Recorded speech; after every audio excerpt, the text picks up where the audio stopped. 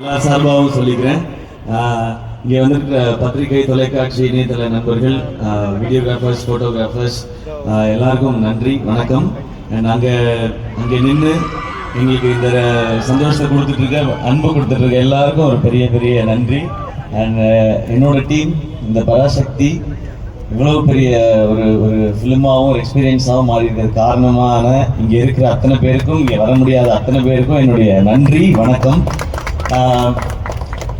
பராசக்தி ஒரு 1960களில் நடந்த ஒரு விஷயத்தை வச்சு அதை சுற்றி ஒரு கதையை அமைச்சிருந்தாங்க சுதா மேம்.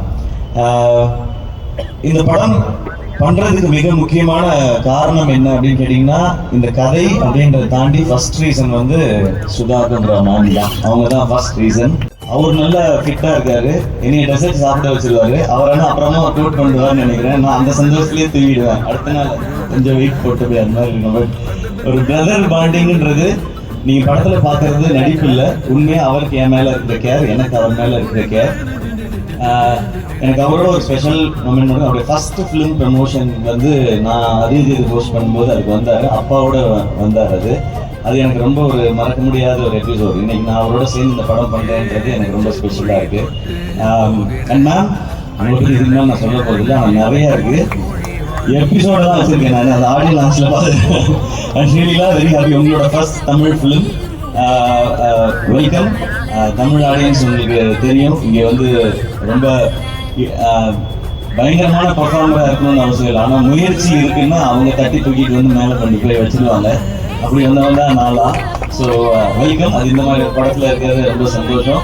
கொஞ்சமாக டான்ஸ் வச்சதுக்காக டான்ஸ் மாஸ்டருக்கு நன்றி. உங்கள் ஸ்பீடுக்கு டான்ஸ் வைக்கல இந்த படத்தில், அதுக்கு நான் ரொம்ப happy. And Ravi Mohan sir, thank you, நீங்கள் இதை அக்செப்ட் பண்ணிக்கிட்டதுக்கு இந்த ரோலை. ஒரு ஹீரோ வந்து ஹீரோவாக ஒரு கதை கேட்டு இந்த கதை ஓகே, இந்த கதை இல்லைன்றது டெசிஷன் எடுக்கிறது ரொம்ப ஈஸி. ஆனால் ஹீரோவாக சக்ஸஸ்ஃபுல்லாக இவ்வளோ வருஷம் பண்ணதுக்கப்புறம் வில்லனாக நடிக்கிறதுன்றது அது ரொம்ப ஒரு டஃப்பான ஒரு டெசிஷன். அது அப்போ அவரை எடுத்து ஓகே சொல்லும்போது நான் நினச்சிக்கிட்டது அதுதான், நீங்கள் படத்தில் தான் வில்லன், எனக்கு நான் காலேஜ்லேருந்து பார்த்த ஹீரோ தான் நீங்கள், அப்படி தான் என் செட்டில் இருக்கணும், இந்த படத்தில் இருக்கணுன்றது தான் நான் நினச்சது. அது எப்பவுமே அப்படி தான் நினைப்பேன் சார்.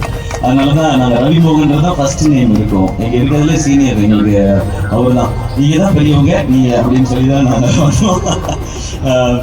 ஜிவி ப்ரோ, ஜிவியோட 100th ஃபிலிம். நான் இப்போ தான் சொல்லிட்டு இருந்தேன், அம்மா கேட்டாங்க, ஜிவி பிரகாஷ் 100 படம் பண்ணிச்சுப்பா, சின்ன குழந்தையிலேருந்து மியூசிக் போடுதோ அப்படின்னு இன்னைக்கு காலையில் கேட்டாங்க. அந்த வீடு இன்டர்வியூ பார்த்து, ஆமாம்மா சின்ன வயசுலேருந்து ஆரம்பிச்சாமா, நான் குழந்தையா இருக்கும்போது மியூசிக் டேரக்டர்லாம் 10 படம் 15 படம்லாம் பண்ணலாமா, அதனால 100 படம் பண்ணிடுச்சுப்பா, பெரிய விஷயம் பெரிய விஷயம்னு சொல்லிட்டு இருந்தாங்க.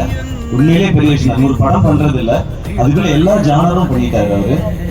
ஸோ அவருக்கு இப்போ பார்க்க பீரியட் ஃபிலிம் பண்ணும்போதே ஏற்கனவே 1101 இருக்கு, மதராசப்பட்டினம் வரைக்கும் பராசக்தி இருக்கும்போது அதுக்குள்ளே எப்படி வெரைட்டி கொடுக்கணும். இந்த சாங்ஸும் பிஜிஎம்க்கும் ரொம்ப ரொம்ப தேங்க்ஸ் ஜிவி. இன்னும் நிறைய இருக்கும் அவங்களை பற்றி பேச வேண்டியது. ஆடியோ லான்ச்சில் வச்சுக்கிறேன் பாட்டி. அண்ட் எல்லா டெக்னீஷியன்ஸும் ரொம்ப தேங்க்ஸ். ஏன்னா இது 25th ஃபிலிம் ரொம்ப ஸ்பெஷலாக. இது 25th ஃபிலிம் ஆனது காரணமும் ஆகாஷ்.